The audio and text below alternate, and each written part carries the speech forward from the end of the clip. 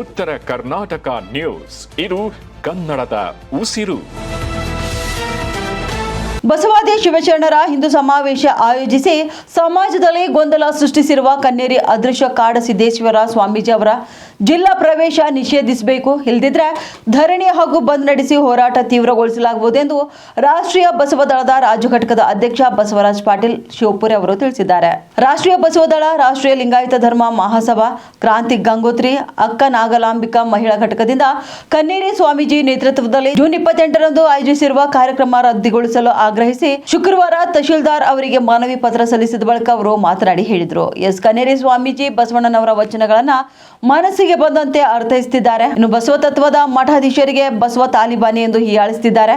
ಸಂಬಂಧವೇ ಇಲ್ಲದ ಹಿಂದೂ ಧರ್ಮಕ್ಕೆ ನಡೆದಾಡಿದ ನೆಲದಲ್ಲಿ ಅವರ ಬಸವಾದಿ ಶಿವಶರಣರ ಹೆಸರನ್ನ ತತ್ವಕ್ಕೆ ಚ್ಯುತಿ ಬರುವಂತಹ ಕಾರ್ಯಕ್ರಮ ಜೋಡಿಸುತ್ತಿದ್ದಾರೆ. ರಾಜ್ಯದಾದ್ಯಂತ ಹಮ್ಮಿಕೊಳ್ಳುವುದನ್ನು ಸಹಿಸುವುದಿಲ್ಲ. ಇಂತಹ ಸಮಾವೇಶ ನಡೆಸಿ ಸಮಾಜದಲ್ಲಿನ ಬಸವಾದಿ ಶಿವಶರಣರ ಹೆಸರು ತೆಗೆದು ಶಾಂತಿಗೆ ಭಂಗ ತರುತ್ತಿದ್ದಾರೆ ಎಂದು ಹೇಳಿದ್ದಾರೆ.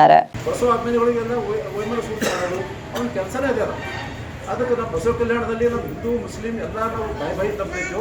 ಇಲ್ಲಿ ದಯಮಾಡಿ ಅವನಿಗೆ ಬ್ಯಾನ್ ಮಾಡಿದ್ರೆ ಭಾಳಷ್ಟು ಒಳ್ಳೇದು. ಒಂದು ವೇಳೆ ಅವನಿಗೆ ನೀವು ಬರ್ಬಟ್ಟಿರಿ ಅಂತಂದ್ರೆ ಬಸವಣ್ಣರ ಹೆಸರು ಆ ಸ್ಟೇಜ್ದಾಗ ಎಲ್ಲ ಒಟ್ಟು ಹೆಸರು ಯೂಸ್ ಆಗಬಾರ್ದು ಅಂತಕ್ಕಂಥ ನಮ್ಮೊಂದು ಕಳ್ಕಳಿ ಬಂದಿವಾಗ ನಮಗೆ ಹೇಳದಿಂದ ನೀವು ಕರೆದು ನಮಗೆ ಏನು ಹೇಳಬೇಕು, ನಾವು ಇದು ಇಷ್ಟು ಮಾಡಿದೇವೆ ಅಂತ ನಮಗೆ ಹೇಳ್ರಿ. ನಾವು ನೀವು ತುಂಬ ಧನ್ಯವಾದ ನಮಗೆಲ್ಲ ಸಂಘಟನೆ ಬಸವಣ್ಣನವರಿಗೆ.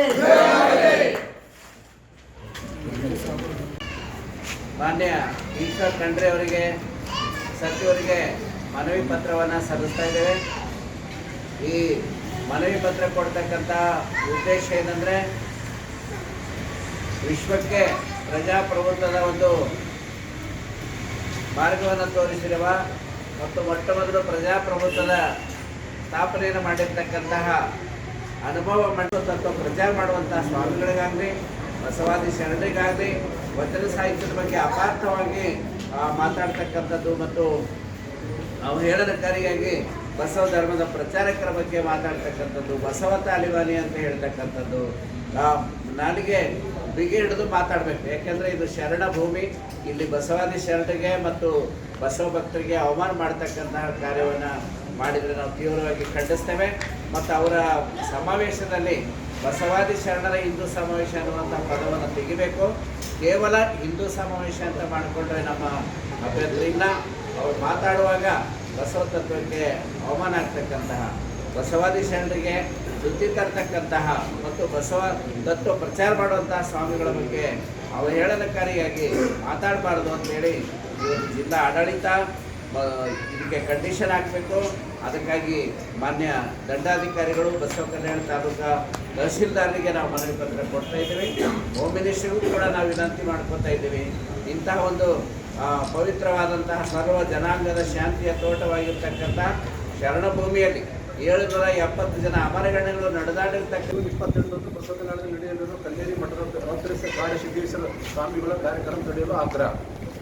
ತಮ್ಮಲ್ಲಿ ಈ ಮೂಲಕ ವಿನಂತಿ ಮಾಡಿಕೊಳ್ಳುವುದೇನೆಂದರೆ, ಮಹಾರಾಷ್ಟ್ರದ ಕನ್ನೇರಿ ಮಠದ ಅದೃಶ್ಯ ಕಾಡಸಿದ್ದೇಶ್ವರ ಸ್ವಾಮಿಗಳು ಕೆಲವು ದಿನಗಳಿಂದ ಕರ್ನಾಟಕದ ವಿವಿಧ ಪಲ್ಲಿಗಳಲ್ಲಿ ಬಸವಾದಿ ಶರಣರ ಹಿಂದೂ ಸಮಾವೇಶ ಮಾಡುತ್ತಾ ವಿಶ್ವಗುರು ಬಸವಣ್ಣನವರು ಮತ್ತು ಶರಣರ ಕುರಿತು ತಪ್ಪಾಗಿ ಅರ್ಥೈಸುತ್ತಾ ಎಲ್ಲೆಡೆ ಅಶಾಂತಿ ಹರಡಿಸುತ್ತಿದ್ದಾರೆ.